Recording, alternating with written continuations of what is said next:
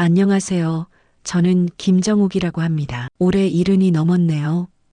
평생을 평범한 가정주부로 살아왔고 몇 년 전 남편을 먼저 하늘로 보내고 나서는 아들 하나 의지하며 살아가고 있답니다. 제 아들 명호는 정말 착한 아이예요. 어릴 적부터 아버지 말도 참 잘 들었고 저한테도 속 한 번 썩인 적 없이 자라났어요. 그게 어디 쉬운 일인가요? 사춘기 때도 문 하나 세 개 닫은 적이 없었고 말도 따박따박 예쁘게 하며 효심도 지극했던 아이예요. 그래서인지 저는 늘 이 아이에게 좋은 사람 하나 만나서 마음 편히 살았으면 하는 바람이 있었죠. 그런 명호가 얼마 전 조심스럽게 말을 꺼내더라고요. 여자친구가 생겼다고요. 처음엔 그냥 그러려니 했죠. 그런데 그 아이와 진지하게 결혼까지 생각하고 있다는 거예요. 이름은 지연이라고 했습니다. 얘기를 들어보니 또래보다 훨씬 성숙하고 착하다고 하더군요. 제법 오랫동안 만나왔다고 하니 마음도 깊어졌겠지 싶었죠.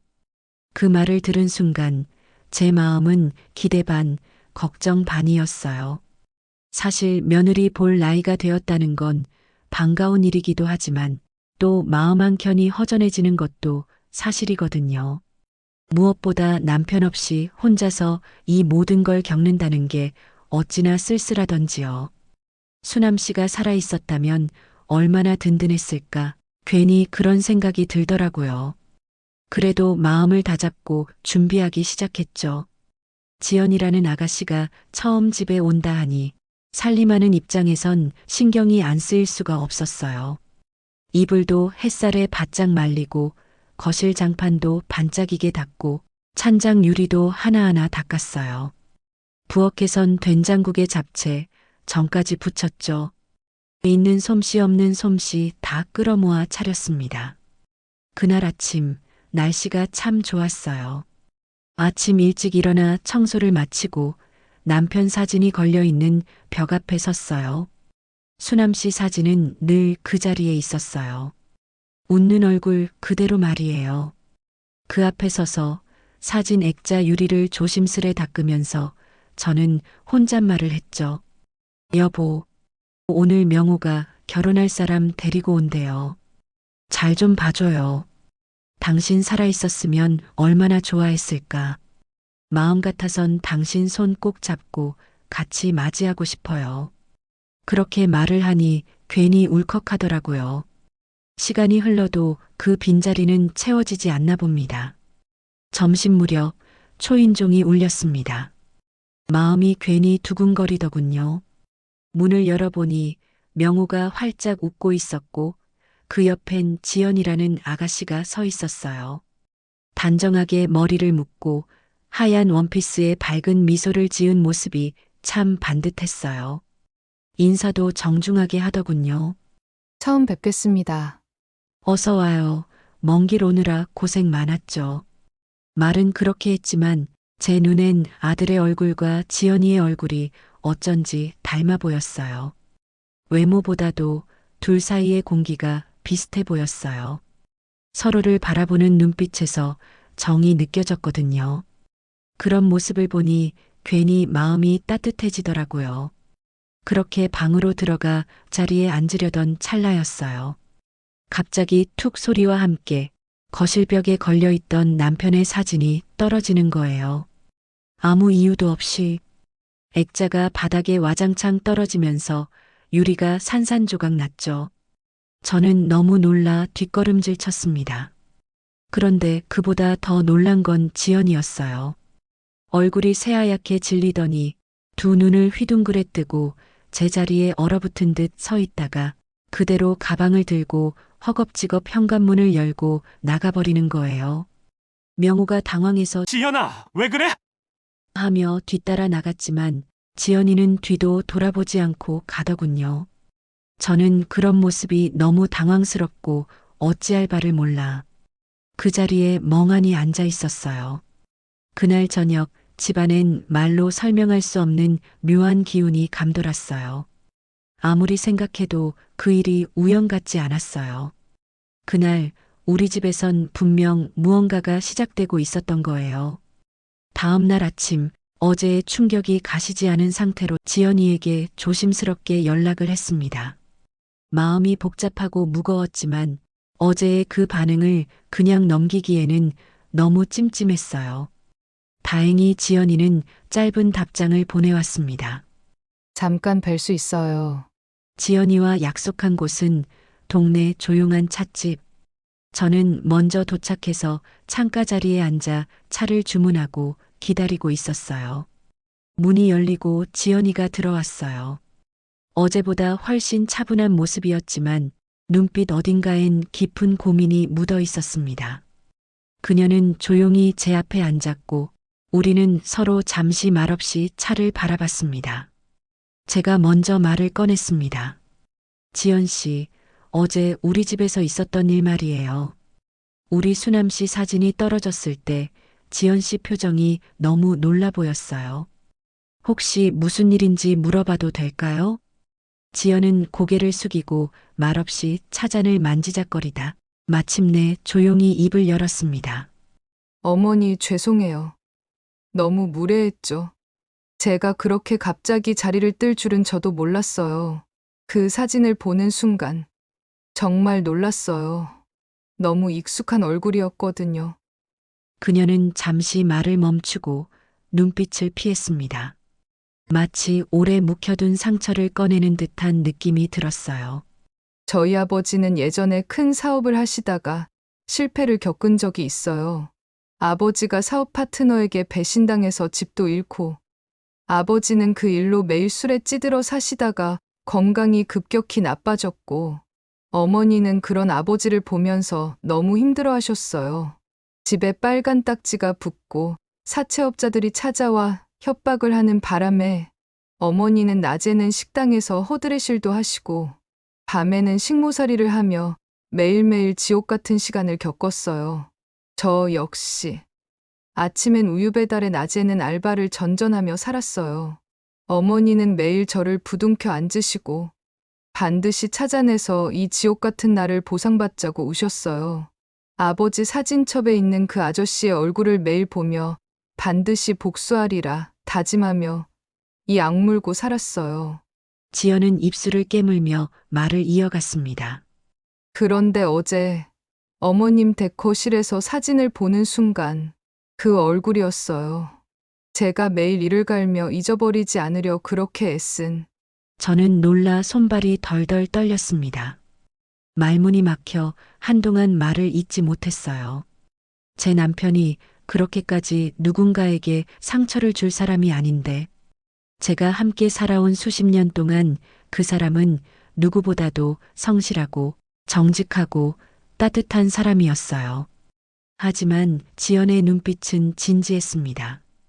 그녀는 거짓말을 하는 게 아니었어요. 마음속 깊은 상처를 고백하는 눈빛이었죠. 저는 숨을 고르고 조심스럽게 물었습니다. 지연 씨, 그게 정말 사실이야? 혹시 어머님께서도 오해하신 건 아닐까? 지연은 깊은 한숨을 쉬고 고개를 저었습니다. 저도 그게 두려웠어요. 그래서 말을 꺼내는 게 조심스러웠어요. 하지만 어릴 적부터 너무 강하게 각인되어 있어서 솔직히 말씀드리면 그 사진을 본 순간 도망치고 싶었어요. 두려웠고 혼란스러웠고 하지만 이게 끝이 아니라 시작일지도 모른다는 생각도 들었어요. 그래서 오늘 나온 거예요. 그 말을 듣는 순간 저는 결심했어요. 이 오해를 그냥 두고 볼 수는 없겠다고요. 수남 씨는 억울한 누명을 쓰고 세상을 떠났는지도 모릅니다.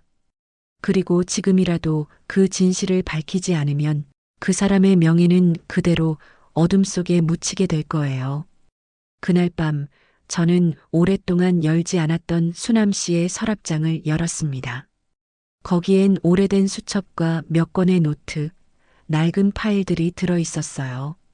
먼지를 털어내며 조심스럽게 하나씩 펼쳐보았죠. 그 안엔 수남 씨가 손수 정리한 거래 내용, 회의록, 그리고 누군가에게 보냈던 항해 편지의 초안이 남아 있었어요. 그중 한 장에는 이런 문장이 적혀 있었어요. 나는 이 계약에 사인을 한 적이 없다. 나의 이름을 도용해 만든 서류에 책임을 묻는다면 이는 명백한 부당함이다. 나는 진실을 밝히기 위해 끝까지 싸울 것이다. 제 손이 떨렸습니다. 이건 분명 누군가가 수남 씨의 이름을 도용했다는 뜻이었고, 그건 바로 지연이가 말한 그 사건과 연결될 수도 있다는 뜻이었어요. 그날 밤 저는 시동생 오키에게 전화를 걸었습니다. 평소엔 자주 연락하지 않았지만 이번엔 꼭 물어야 했어요. 오키야, 혹시 오빠가 예전에 사업할 때 무슨 일 있었는지 아는 거 있어? 누가 오빠를 곤란하게 한 일 같은 거 있었어? 오키는 잠시 침묵하다 대답했어요. 오빠가 그 얘기 끝까지 안 했구나. 오빠는 억울하게 누명 쓴 거야. 김 사장 일하는 사람이 다 꾸민 일이었어. 오빠는 피해자였다고. 아무 잘못도 없었는데 그 사람이 뒤에서 모든 걸 조작했어. 그 말을 듣는 순간 저는 다시 눈물을 쏟고 말았어요. 수남 씨가 혼자서 그 억울함을 끌어안고 살았다는 생각에 가슴이 너무 아팠어요. 그동안 저는 아무것도 몰랐다는 죄책감에 사로잡혔고요. 이대로 가만히 있을 수가 없었어요. 이제라도 진실을 밝혀야겠다고 생각했어요. 수남 씨의 명예를 회복하고 우리 아들이 사랑하는 지연이의 오해를 풀고 이 얽힌 실타래 같은 인연을 바로잡기 위해서라도 마음을 굳게 먹었습니다. 오키는 저를 만나기 위해 작은 손가방 하나를 들고 왔습니다. 그 가방 안에는 먼지가 쌓인 오래된 서류철과 낡은 수첩, 그리고 남편 수남 씨가 쓰던 다이어리까지 담겨 있었어요. 저희 둘은 거실에 마주 앉아 하나하나 펼쳐보기 시작했죠. 이거 봐. 이게 오빠랑 김 사장 계약할 때 썼던 초안이야. 오빠는 마지막 서명을 하지 않았는데 김 사장이 도장을 도용해서 마치 정식 계약처럼 꾸며낸 거야. 여기. 오키는 떨리는 손으로 종이를 건넸습니다. 제 눈가엔 눈물이 고였어요.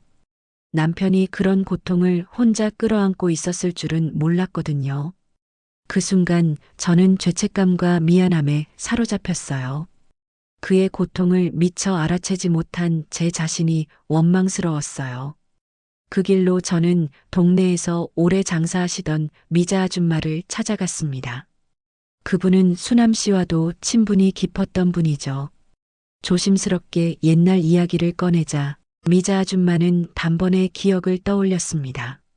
그 김 사장, 그 인간이 수남 씨 이름 팔아먹고 여기저기 사기 쳤잖아. 그땐 수남 씨가 억울한 줄 뻔히 알면서도 나서서 말 못했지 뭐. 명우 엄마한테는 말하지 말라고 얼마나 신신당부를 하던지 걱정시키고 싶지 않다고 하더라고. 그 말을 듣는 순간 가슴이 무너졌습니다. 남편이 혼자서 얼마나 외로웠을까. 누구에게 하소연도 못하고 억울함을 꾹꾹 눌러 담으며 하루하루를 살아갔던 모습이 그려졌어요. 며칠 뒤 저는 더 구체적인 증거를 찾아보기로 마음먹고 남편이 남겨놓은 물건들을 다시 정리하기 시작했습니다. 손때 묻은 가방, 오래된 수첩, 그리고 책장 속 틈새에 숨겨진 작은 봉투 하나가 눈에 들어왔어요. 봉투 안에는 누렇게 변색된 영수증들, 메모지, 그리고 누군가와 주고받은 편지가 들어 있었어요. 그중 한 통은 김 사장이 보낸 편지였고 내용은 이랬습니다. 당신이 입 다물고 있어줘서 일이 여기까지 올 수 있었소. 미안한 마음이 없진 않지만 이게 현실이야. 가족 생각해서라도 조용히 살아. 그 편지를 읽는 순간 다리에 힘이 풀려 주저앉아 버렸어요. 가족을 지키기 위해 수남 씨는 진실을 말하지 않고 침묵한 거예요. 그게 오히려 죄가 되어버린 셈이죠. 저는 오키와 상의해서 이 모든 자료를 가지고 변호사를 찾아갔습니다. 변호사는 자료를 하나하나 꼼꼼히 살펴보더니 고개를 끄덕이며 말했어요. 이건 명백한 사기입니다. 계약서 위조에 관한 진술과 증거가 충분하네요. 형사 고발도 가능하고 남편분의 누명을 벗을 수 있을 것 같습니다. 그 말을 듣는 순간 눈물이 났습니다. 이게 진실을 향한 첫걸음이겠구나 싶었어요. 그리고 수남 씨의 억울함을 밝힐 수 있다는 희망이 보였죠. 그때부터 저는 부지런히 움직였어요. 증언이 될 만한 사람들, 옛날 동료, 이웃, 거래처 사람들까지 하나하나 만나기 시작했어요. 어떤 분은 기억이 가물가물했지만 어떤 분은 분명히 기억하고 있었습니다. 맞아. 수남 씨는 항상 정직했지. 김 사장하고 일 터진 날도 얼굴이 하얗게 질려선 혼자 사무실에 앉아 있었어. 뭔가 이상하긴 했어. 이런 이야기 하나하나가 큰 힘이 되었어요. 저는 하나의 퍼즐을 맞추듯 조금씩 진실을 조립해 나갔습니다. 그리고 마침내 수남 씨가 결백하다는 걸 입증할 수 있는 결정적인 자료까지 손에 넣었어요. 그건 당시 거래 은행에서 발행한 금융 내역서였어요. 거기엔 수남 씨 명의로 된 거래가 없었고 오히려 김 사장 개인 계좌로 거액이 이체된 기록이 있었어요. 변호사는 이것이 결정적 증거가 될 거라며 바로 소송을 준비하자 했어요. 그날 밤 저는 수남 씨 사진 앞에 조용히 앉았습니다. 촛불 하나 켜놓고 사진 속 남편에게 말을 걸었어요. 여보, 이제 곧 모든 진실이 밝혀질 거예요. 그동안 정말 미안했어요. 내가 너무 늦게 알아차렸어요. 하지만 이제는 정말 괜찮아요. 내가 끝까지 갈게요. 당신을 위해서, 우리 가족을 위해서. 그리고 저는 그 다음 날 지연의 어머니를 찾아가기로 결심했습니다. 이 모든 사실을 그녀도 알아야 했고 무엇보다 지연이가 진실을 마주할 수 있도록 해야 했어요. 며칠을 고민 끝에 저는 결국 지연의 어머니를 찾아가기로 결심했어요. 처음에는 망설였습니다. 혹시나 또 오해를 살까봐 혹은 더 상처를 주게 될까봐 두려웠거든요. 하지만 이대로 침묵하면 우리 수남 씨의 억울함은 영영 풀리지 않을 거란 생각이 들었습니다. 약속도 없이 무작정 그녀의 가게를 찾아갔습니다. 조용한 미용실 한켠에서 머리를 자르던 그녀는 저를 보자마자 놀란 듯 눈을 동그랗게 떴습니다. 저는 고개를 깊이 숙이고 조심스럽게 말했어요. 지연이 어머님, 갑자기 찾아와서 죄송해요. 저 잠깐 이야기 좀 나눌 수 있을까요? 그녀는 말없이 고개를 끄덕이고 의자에 앉으라고 손짓했어요. 손님이 없었던 게 다행이었죠. 저는 가방에서 남편 수남 씨가 생전에 남긴 편지 한 장과 시동생 오키가 건넸던 계약서 초안을 꺼내 테이블 위에 조심스럽게 올려놨습니다. 이건 수남 씨가 쓰셨던 항의서 초안이에요. 그리고 이건 김 사장이 도장을 위조해서 만든 계약서예요. 저는 남편이 그런 사람 아니라는 걸 증명하고 싶어요. 지연 어머니는 말없이 종이를 들여다봤습니다. 처음엔 표정이 굳어 있었지만 편지 내용을 천천히 읽는 동안 입술을 꼭 다물고 눈가가 붉어지기 시작했어요. 편지가 끝날 즈음엔 손등으로 눈물을 훔치며 말했죠. 그런 일이 있었는 줄 몰랐어요. 전 그냥 남편 말만 믿고 수남 씨가 우리 집안 망하게 했다고 생각했어요. 그런데 이걸 보니 그게 아니었군요. 그 순간 저도 눈물을 참지 못하고 말했어요. 저도 그동안 몰랐어요. 그 사람이 그토록 외롭게 억울함을 안고 살았는지 저조차 눈치 못 챘어요. 근데 이젠 알겠어요. 그리고 말해야겠다는 생각이 들었어요. 진실을 알고도 말하지 않으면 그건 저도 죄를 짓는 것 같았거든요. 그녀는 잠시 눈을 감고 한숨을 내쉬더니 조심스럽게 제 손을 잡았습니다. 저도 미안해요. 어쩌면 저도 알고 있었는지도 몰라요. 그냥 모른 척하고 싶었던 거예요. 너무 오래 미워만 하다 보니 그게 진짜인 줄 알았어요. 잠시 정적이 흘렀고 그녀는 다시 입을 열었습니다. 지연이에게도 말해줘야겠네요. 얘가 어릴 적부터 상처가 많았거든요. 아버지가 말한 것만 믿고 컸어. 이렇게까지 된 걸 보면 저도 아이한테 사과해야겠어요. 그 말에 저는 고개를 끄덕이며 말했어요. 우리 자식들이 잘 되길 바라는 마음은 같잖아요.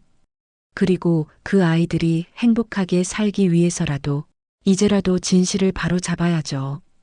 그날 우리는 2시간 넘게 앉아서 대화를 나눴어요.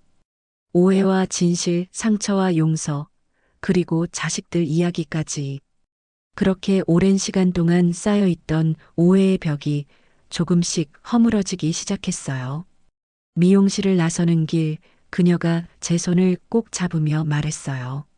그 사진이 떨어진 게 그냥 우연만은 아니었을지도 몰라요. 수남 씨가 무언가 전하려고 했던 거 아닐까요? 저는 그 말을 듣고 고개를 끄덕이며 미소 지었어요.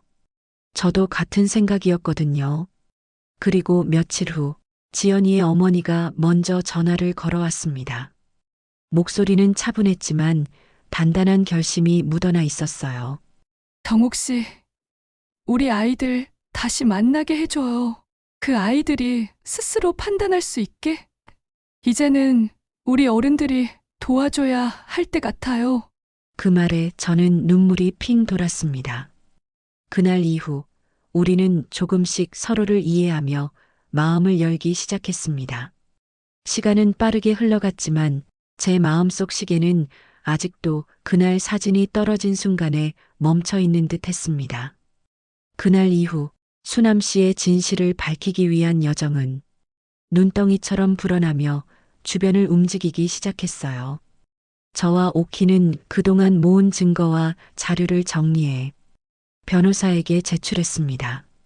계약서 위조, 거래 내역 조작, 증언자들의 일치된 진술까지 하나하나가 모여 명백한 사실을 말해주고 있었어요. 소송 절차는 생각보다 복잡하고 길었지만 저희는 포기하지 않았어요. 한 걸음씩 차근차근 나아갔습니다. 재판에서 김 사장은 처음엔 억지를 부렸지만 결국 본인의 계좌 거래 내역, 계약서, 필체 분석, 증언자들의 일관된 진술에 무너지기 시작했어요. 결국 그는 공식적으로 죄를 시인했습니다. 모두 내가 꾸민 일이었소. 당시 돈이 급했고 수남이는 입이 무거운 사람이라 버틸 거라 생각했소. 법정안은 정적에 휩싸였고 저는 참았던 눈물을 터뜨렸습니다. 그 일 이후 지연 어머니는 먼저 저를 찾아와 말했습니다. 정옥 씨, 제가 정말 큰 잘못을 했어요. 그 사람을 그렇게 오해하고 당신 가족을 원망만 했네요. 이제서야 진실을 안다는 게 참 죄송해요. 저는 고개를 저으며 말했어요. 이제 와서 따질 필요 없어요. 우리 모두 몰랐던 거니까요. 중요한 건 이제부터예요. 아이들을 위해 우리가 어떤 어른이 되느냐가 더 중요하다고 생각해요. 그녀는 고개를 숙였고 저는 손을 내밀었어요. 그렇게 우리는 다시 손을 잡았죠. 며칠 후 명호는 지연이를 데리고 저를 찾아왔어요. 두 사람 모두 수줍은 듯 했지만 서로를 바라보는 눈빛은 한층 더 깊어져 있었어요. 지연이는 제 앞에 앉아 조용히 말했죠. 어머니, 지난 일 정말 죄송했어요. 저는 제 감정만 생각하고 너무 섣불리 판단했어요. 명호 오빠한테도 어머니께도 그리고 돌아가신 아버님께도요. 저는 그녀의 손을 꼭 잡고 말했어요. 사람은 누구나 실수할 수 있어. 중요한 건 그 실수를 어떻게 극복하느냐야. 난 지금 둘이 같이 있는 모습 그걸로 충분해. 그날부터 두 사람은 다시 천천히 차분하게 관계를 이어갔습니다. 다시 시작된 연애는 예전보다 훨씬 더 단단해졌고 몇 달 뒤 명호가 조심스럽게 말했어요. 엄마, 우리 결혼하려고? 이번엔 정말 확신이 생겼어요. 저는 활짝 웃으며 말했죠. 그래, 이제야 진짜 시작이네. 아빠도 하늘에서 웃고 계실 거야. 결혼식은 소박하지만 따뜻하게 치러졌습니다. 야외 정원의 하얀 꽃이 만발한 가운데 지연이는 순백의 드레스를 입고 명호와 함께 입장했어요. 손님들의 박수 소리, 울먹이는 친구들의 눈빛, 그리고 제 옆에서 고개를 끄덕이는 지연 어머니의 모습까지 모든 게 꿈만 같았어요. 결혼식이 끝나고 지연이가 제게 다가와 말했어요. 어머니, 정말 감사해요. 저 같은 사람을 믿어주시고 기다려주셔서 앞으로 정말 잘할게요. 저는 그녀를 꼭 안아주며 말했죠. 우린 이제 진짜 가족이야. 어떤 일이 있어도 함께 할 거야. 그리고 며칠 후 저는 조용히 수남 씨의 납골 땅을 찾았습니다. 하늘은 맑았고 바람은 잔잔했어요. 그곳에서 저는 긴 시간을 보내며 남편에게 말했어요. 여보, 드디어 당신의 억울함이 풀렸네요. 당신이 옳았다는 걸 모두가 알게 됐어요. 우리 명호도 좋은 사람 만나 잘 살게 됐고요. 당신 자랑스러워할 거예요. 이제야말로 편히 쉬어요. 그날 저는 오랜 시간 그 자리에 앉아 있었습니다. 그리고 처음으로 마음속 깊은 평화를 느낄 수 있었어요. 이제 진짜로 새로운 시작이 온 거였어요. 그동안 전하지 못한 이야기들을 조용히 꺼내며 그의 영정 사진 앞에 오래도록 앉아 있었죠. 그 순간 가슴이 뭉클하면서도 따뜻해졌습니다. 비로소 마음속 짐 하나를 내려놓은 기분이었어요. 긴 시간이 걸렸지만 사랑하는 사람을 위한 진실을 찾는 길은 결코 헛되지 않았습니다. 사람의 인생은 참으로 오묘합니다. 작고 사소한 우연처럼 보이는 한순간이 그동안 감춰져 있던 진실을 드러내고 묻혀있던 감정을 꺼내게 하며 새로운 관계를 만들어주기도 하니까요. 제게는 남편 사진이 떨어졌던 그날이 바로 그런 날이었습니다. 처음엔 단순히 액자고리가 약해졌나 보다 했습니다. 하지만 시간이 지나고 모든 일이 하나씩 드러나면서 저는 그것이 단순한 사고가 아니었다고 믿게 되었어요. 수남 씨가 남편이 무언가를 알리고 싶었던 건 아닐까요? 말하지 못했던 억울함, 밝히고 싶었던 진실. 저는 그 사진이 떨어진 그 순간이 시작이었다고 믿습니다. 그 이후로 저는 하루하루가 감사했습니다. 억울함이 풀리고 가족 간의 오해가 풀리고 새로운 인연이 다시 꽃피는 모습을 보며 마음이 조금씩 편안해졌습니다. 그리고 제게 이 모든 일을 겪으며 얻은 가장 소중한 깨달음이 하나 있습니다. 바로 진심은 결국 전해진다는 겁니다. 그 진심이 전해지기까지는 시간이 걸릴 수도 있어요. 그리고 때론 아주 큰 용기가 필요할 때도 있습니다. 나 자신을 돌아보고 잘못을 인정하고 먼저 손을 내밀 줄 아는 마음. 그것이 모든 갈등과 오해를 푸는 열쇠가 되어준다는 걸 저는 이번 일을 통해 절실히 느꼈습니다. 며느리가 된 지연이와 다시 웃으며 마주 앉을 수 있었던 것도 지연이 어머니와 손을 맞잡고 서로의 상처를 어루만질 수 있었던 것도 결국은 서로가 마음을 열었기 때문이었어요. 남편의 진실을 밝혀낸 것도 그동안 남편이 남긴 단서들에 귀 기울이고 주변 사람들의 기억 속에서 조각을 하나씩 모았기 때문이죠. 진실은 늘 그 자리에 있었지만 우리가 보지 못했던 것뿐이었어요. 지금 제 옆에는 명호와 우리 며느리 지연이 두 사람이 함께 손을 잡고 웃고 있습니다. 그 모습을 보고 있으면 가슴이 찡하고 따뜻해져요. 이 아이들이 아프지 않고 서로를 보듬으며 살아가길, 그리고 저처럼 너무 늦기 전에 진심을 전할 수 있길 바랄 뿐이에요. 이제 저는 남편과 함께했던 시간을, 아들 부부와 함께할 앞으로의 시간을 고마운 마음으로 맞이하고 있습니다. 세상에는 설명할 수 없는 일도 많고 뜻하지 않은 고통이 찾아올 때도 있지만 결국 그것을 이겨내는 힘은 서로를 향한 사랑과 진심이 아닐까 생각해요. 혹시 이 이야기를 들으신 여러분 중에도 아직 풀리지 않은 오해, 말하지 못한 마음, 다시 이어지고 싶은 인연이 있다면 지금 용기를 내어보세요. 늦었다고 생각한 그 순간이 오히려 가장 빠른 출발점이 될지도 모릅니다. 저는 오늘도 거실벽에 걸린 수남 씨 사진을 바라보며 인사를 건넵니다. 당신 덕분에 우리 모두가 다시 하나가 되었어요. 정말 고마워요. 그리고 이제 편히 쉬어요. 이 이야기를 들어주셔서 진심으로 감사합니다. 만약 이 이야기가 누군가의 마음을 위로할 수 있었다면 그걸로 저는 충분합니다. 앞으로 우리 모두 조금 더 진심으로 서로를 바라보고 사랑하며 살아가길 진심으로 바랍니다. 고맙습니다. 오늘도 소중한 사연 함께 해주셔서 감사합니다. 구독과 좋아요로 응원해주시면 더 좋은 이야기로 찾아뵙겠습니다.